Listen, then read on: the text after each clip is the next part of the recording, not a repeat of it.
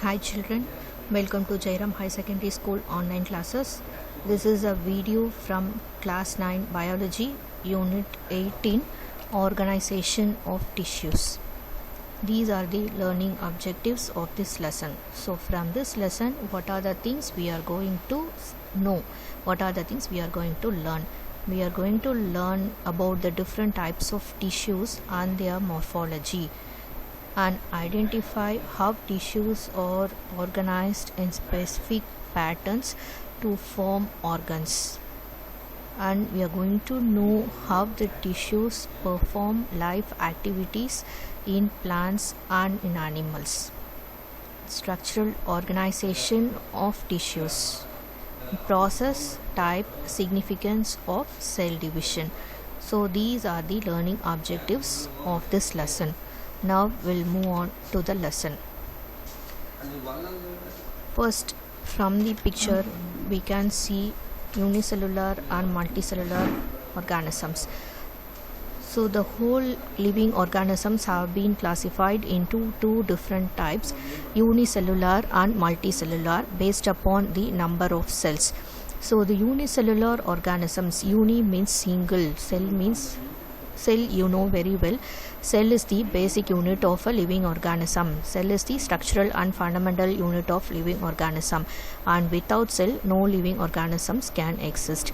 And you know about the various components of the cell and cell organelles, and each cell organelle has various functions, and together it works for the functioning of a cell. So cell is the basic unit of a living organism. So based upon the number of cells, the living organisms have been classified into unicellular and multicellular. Unicellular, it is made up of single cell. Multicellular, it is made up of many cells. Here you can see the example of an amoeba, and here you can see the example of a rabbit. Amoeba, this is a single cell, and this whole cell represents the whole organism. But here there are a group of cells which combine together to form the whole organism. Can you see the difference between these two? Here the whole cell is a single organism. Here many cells forms a single organism. Here the single cell itself performs the various vital functions such as respiration, digestion, excretion, and other functions of the organism. Here the different cells have different functions which make the organisms to survive. So this is the difference between unicellular and multicellular. See, here unicellular is made up of a single cell. That single cell itself will represent the whole organism. The single cell perform all the vital functions of the organism. Here it is made up of many cells grouped together to perform various different functions, and it makes the whole organism. So this is the difference between unicellular and multicellular. Next, the group of cells, they are positioned and designed to perform a particular function. So that is called tissue. And here you can see the different levels of organization. And you are aware of the diagram of a cell. And this is a single cell, and like this we have different types of cell, and a group of cells, they combine together to form different kinds of tissues. So cells combine together to perform different kinds of tissues, and each tissue will be performing various different functions. Okay, so here there comes the division of labor. அதாவது நம்ம உடம்புல செய்கிற வேலையை ஒவ்வொரு டிஷ்யூமே ஒவ்வொரு வேலையை செய்யும். So நம்ம ஒரு ஆர்கானிசமோடைய ஃபங்க்ஷன்ஸ் எல்லாமே ஸ்ப்ளிட் ஆகி ஒவ்வொரு டிஷ்யூஸுமே ஒவ்வொரு டிஃப்ரெண்ட் ஃபங்க்ஷன்ஸை செய்கிற மாதிரி நம்ம உடம்பு ஆர்கனைஸ் ஆகிருக்கு. So here the different group of cells performing various functions, they are organized into tissues. Different tissues perform different organs, and different type of tissues, they combine together to form an organ, and different organs, they combine together to form an organ system, and different organ systems, they form whole organism. So this is the organization of our living organism. Even a human body is also organized like this. Here for example, I'll take the example of a human being. Here we have the basic unit called cell, and the cell will be different cells will be combining together to form different type of tissues such as lung tissue, liver tissue, kidney tissue, eye tissue, skin tissues, nervous tissue. Like that we have in our body we have different type of tissues, and these different type of tissues will together to form organ. Like liver tissue will form the liver organ, eye tissues will form the eye organ, skin tissues will form the organ skin, and kidney tissues will form the organ kidney, and like this brain tissue will form the organ brain. So brain, these are the organs of our human body. Okay, so different organs, like for example if we take a respiratory system, it is made up of an organ called lungs, trachea or windpipe, and bronchioles, bronchi, air sacs. So these are different organs. These all combine together to form a system called respiratory system. Likewise, in our human body we have 10 different systems, organ systems, like respiratory system, digestive system, musculoskeletal system, and excretory system, digestive system, nervous system. Likewise, we have different types of system. So all these organ systems will perform the vital functions, and this forms the whole organism, human beings. Now you clearly understood, children? So likewise, if we take the example of a plant, so plant is also made up of many cells. It is also a multicellular living thing. So it is made up of different type of cells. These cells group together to perform various tissues such as leaf tissue, flower tissue, fruit tissue, stem tissue, and root tissue. And these different tissues will form different organs of the plant. You know very well, the root, stem, leaves, flower, and fruit, these are the organs of a plant. So these different tissues, for example, leaf tissue will give rise to the organ called leaf, and stem tissue will give rise to the organ called stem, and root tissue will give rise to the organ called root, and flower tissue will give rise to the organ called flower. So these various organs form the whole organism. So in case of plants, we are skipping this organ system. So there is no organ system level of organization in plants. Here in plants, the organ only making the whole plant. There is no organ system in plants. Only in higher organisms we have organ system of organization, but whereas in plants we'll stop with the organs. We have different organs of the plant such as root, stem, leaves, and flowers, and these various organs forms the whole plant, not the organ system. And this is also a main difference between the plants and animals. So plants we have only organ system grade of organization. In higher animals we have organ system grade of organization. So this is the different levels of organization. So in this lesson we are going to see about the different types of tissues and their structure and functions in plants as well as in animals. Okay, so first comes the classification of plant tissues. So as we already seen in the previous slide, plant tissues, it's made up, plant tissues will give rise to the different organs of a plant such as root, stem, leaf, flower, and a fruit. So how the plant tissues have been organized? It is first divided into meristematic tissues and permanent tissues. Meristematic tissues are further divided into apical meristem, lateral meristem, intercalary meristem based upon the positions of meristem. And the permanent tissues has been divided into simple permanent and complex permanent. And the simple permanent tissues has been further classified as parenchyma, collenchyma, and sclerenchyma. And again, the sclerenchyma are divided into fibers and sclerites. And coming to the complex permanent tissues, it is divided into two major categories, xylem and phloem. And xylem contains tracheids, vessels, xylem parenchyma, and xylem fibers, whereas phloem contains sieve tubes, companion cells, phloem parenchyma, and phloem fibers. So this is the overall short of the classification of plant tissues. Let us see one by one in detail in the forthcoming slides. Okay, so this is the classification of plant tissues. Plant tissues.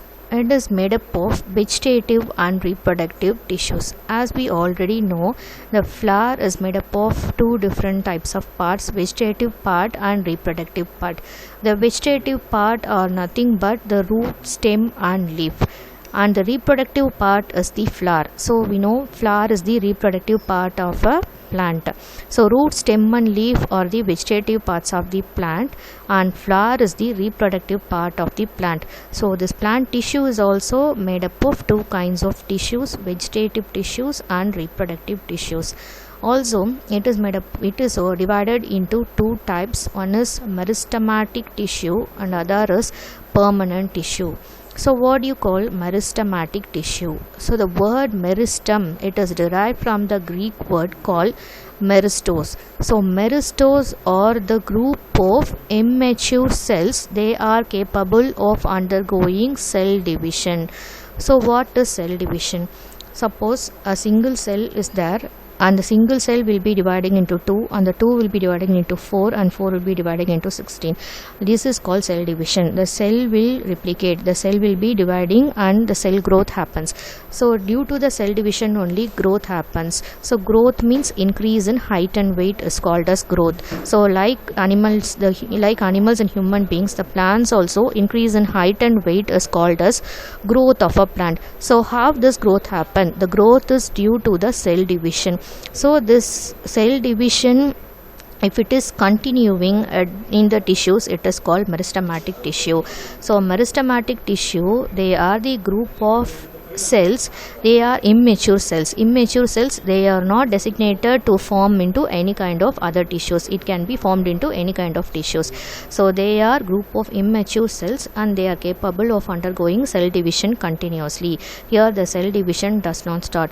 Even for example, if you plug the tip of a plant, growing tip of a plant, after 2 or 3 days you can see again the plant is growing. If you cut the stem of a rose plant, you can see the stem grows again after 1 week. So how this growth is happening? So that tip of the stem will have the growing cells. The tip of the cells will have more cell division rather than other part of the plant.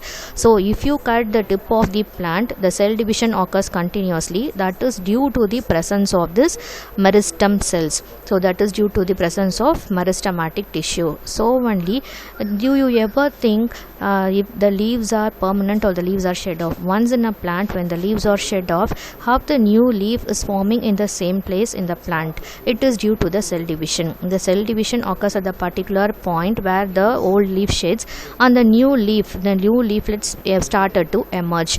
This is how the plant is growing. This is how the plant has its growth. Okay, the plant growth is due to the presence of meristematic tissues. But on the contrary, if you see the bark of a stem, like a bark of a banyan tree or a tamarind tree, if you cut the hard woody part, it will not grow again. Why that is happening? If you cut the tip of a growing plant, it is growing. If you cut the stem of a rose plant, it is growing again. But if you cut the hard thick stem part of a grown tree like banyan and tamarind, it is not growing. There, that tissues are not having the ability to divide. The cells stop growing. The cell division has stopped completely. So that becomes the permanent tissues. So permanent tissues are not unable to grow again, whereas the meristematic tissues are capable of undergoing continuous cell divisions. So that is the difference between meristematic tissue and permanent tissue. Okay. So the plant tissue is made up of two types of tissues. One is meristematic tissue and permanent tissue. Meristematic tissues has the ability to continue the cell division, but permanent tissues stop their cell division. That is the difference between meristematic and permanent tissues. So here comes the characteristic features of meristem. So what are the characteristic features of meristem? These meristem are made up of living cells. So what do you mean by living cell? So cell, this is the structural and functional unit of a living organism. Why it is called as a living? Because it performs all the metabolic functions. The metabolic functions happens inside these cells. You know, the living content of the cell is called as protoplasm. It is made up of cytoplasm and nucleus. So the cell always it is functioning. It is doing all the metabolic activities. When all the metabolic activities are happening, it is called as a living. So the cell is also called as a living. Okay. Likewise, the meristem is also made up of living cells. Here all the metabolic functions are happening regularly, and these kinds of meristematic cells are small, oval, polygonal or round shape. So these are the different shapes of meristematic cells. These meristematic cells have thin wall. You know very well, each cell is covered by a cell wall. The plant cell is covered by a cell wall mainly for its protection and giving shape and rigidity to the cell. So cell wall main function is to protect the cellular components and also gives the shape and rigidity to the cell. And you know very well, the cell wall is also made up of a special component called cellulose. It is especially present only in the plant cells. Likewise, this has a thin cell wall and it has a dense cytoplasm and large nucleus. So cytoplasm is the part where we can find all the cell organelles like mitochondria, ribosomes, Golgi apparatus, chloroplast. Like various cell organelles are present in this dense cytoplasm. And you know the control center of the cell which control the overall performance of the cell, nucleus. So nucleus is the control center of the cell. Like all other cells, this has a thin cell wall, dense cytoplasm which contains all the cell organelles, and it has a large nuclei. And these cells have small vacuoles. So vacuoles are the storage organelles where once the food is prepared, it will be stored in the vacuoles. So vacuoles are the storage organelles of a cell. It has small vacuoles. And these kinds of meristematic cells, they undergo mitosis. So mitosis is a kind of cell division, and this will be dealt in the end of the lesson. We have a separate topic in mitosis, and we will see the different stages of mitosis in the forthcoming slides at the end of this video, end of this lesson. Okay. So mitosis is nothing but the division of a cells into equal daughter cells. Like one cell is dividing into two, and the two cells again it is dividing into four, and these four cells again it is dividing into 2, so 16. Okay, like this the cells undergo continuous division. So that is called mitosis. So these meristematic cells have the ability to undergo mitosis. That means it continuously dividing. And these cells do not store any kind of food materials. So these are the characteristic features of a meristem. So meristematic cells are living cells, and these cells are small, oval, polygonal and round in shape.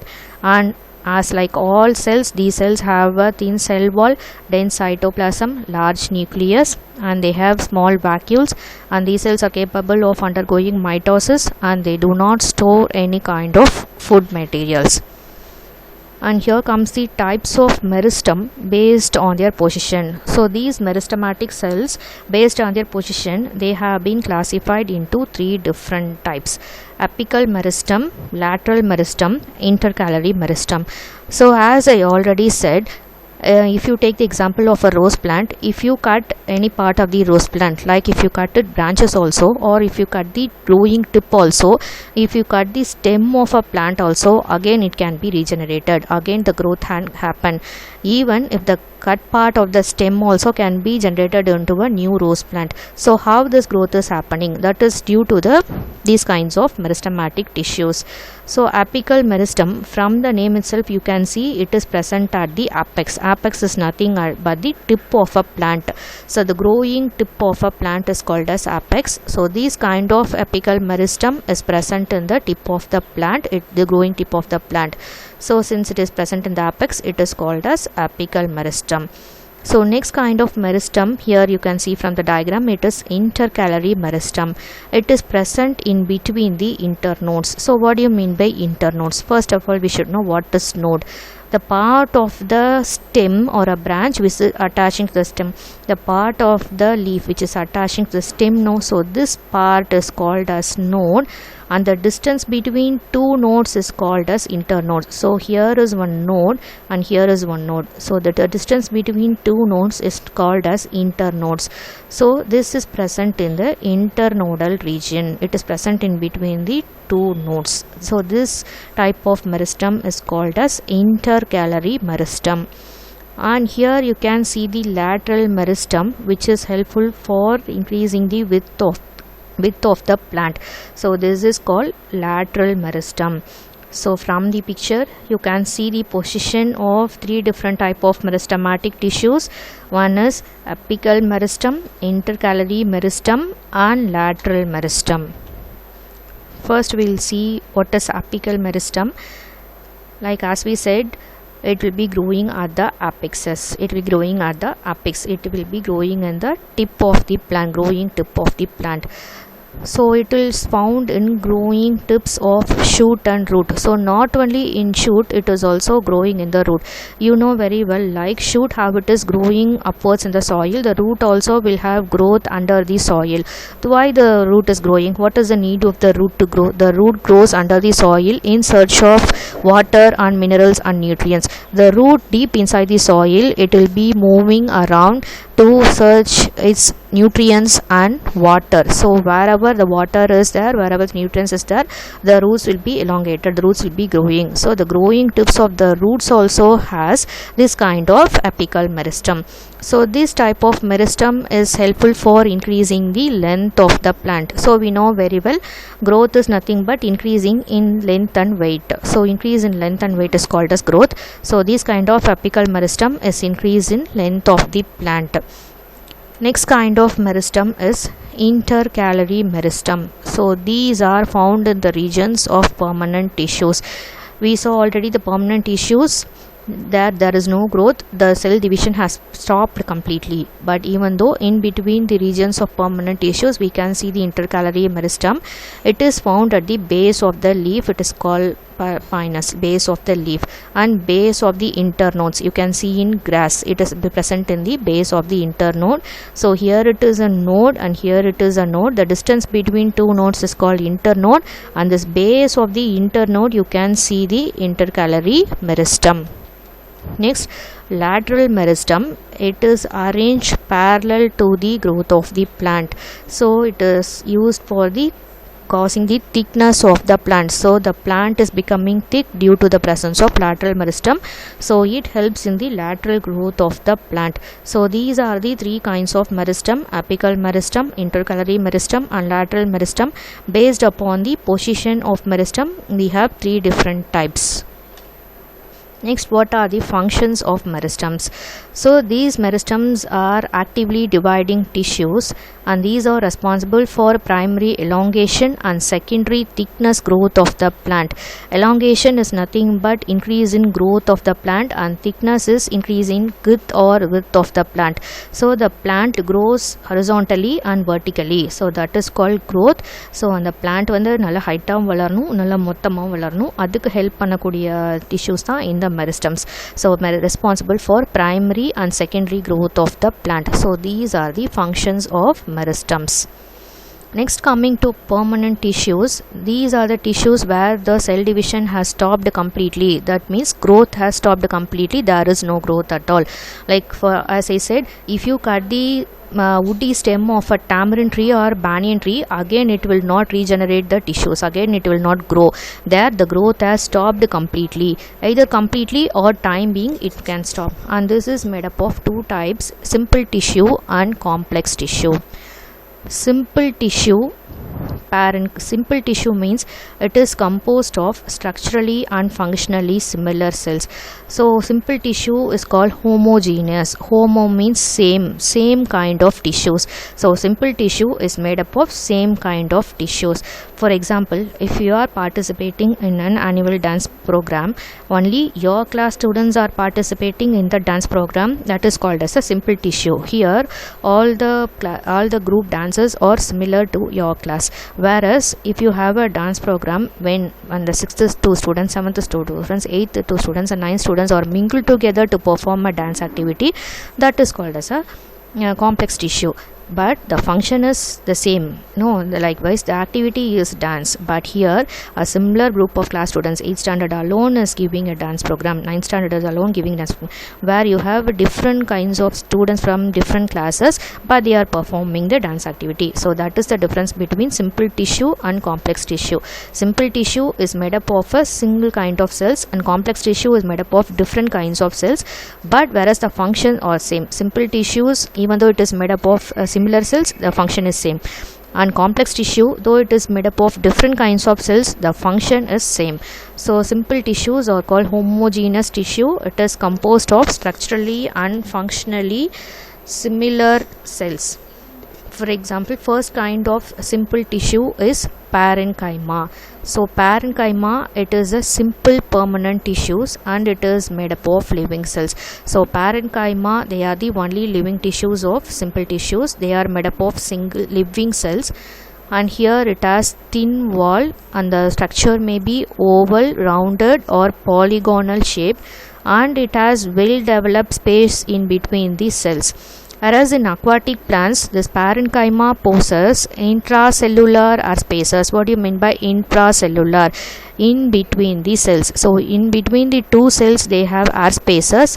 Why do they have air spaces like this? Because these aquatic plants have to float in the water. For example, if you take the example of a lotus or a water lily, it should float on the water. So for floating, the cell should be covered with air spaces. So these air spaces are called parenchyma. So in aquatic plants, if the parenchyma possesses air spaces, it is called parenchyma.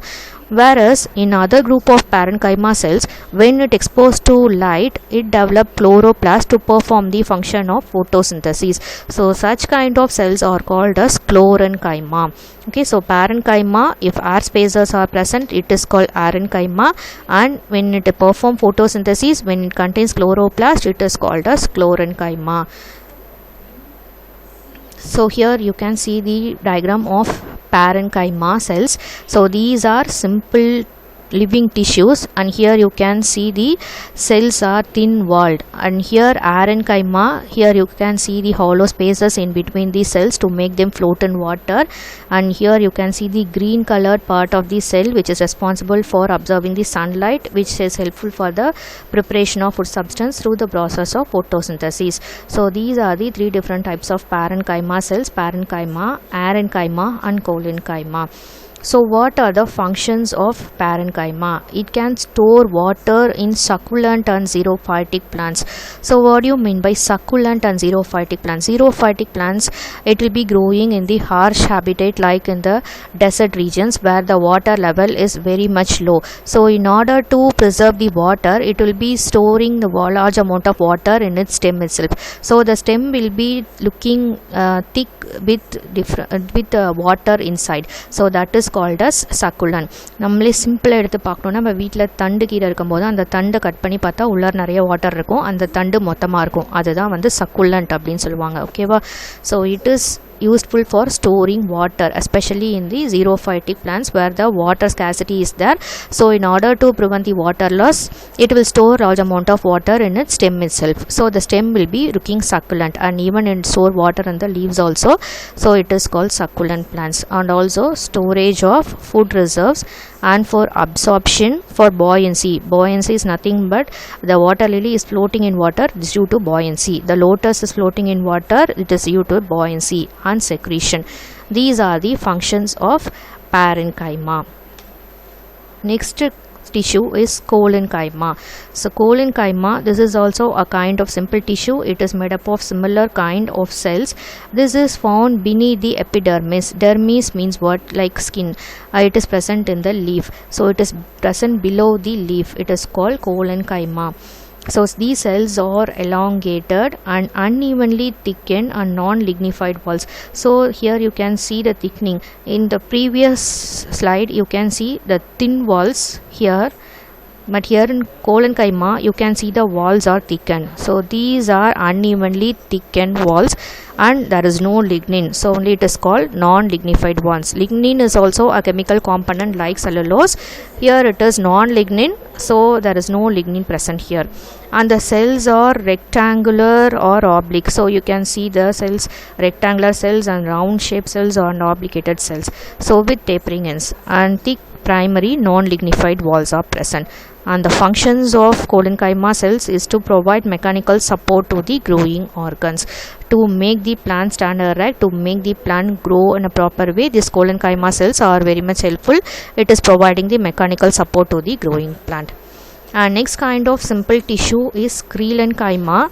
And these sclerenchyma cells, here they have thick wall cells, and here the walls are made up of a component called lignin, so it is called lignified walls.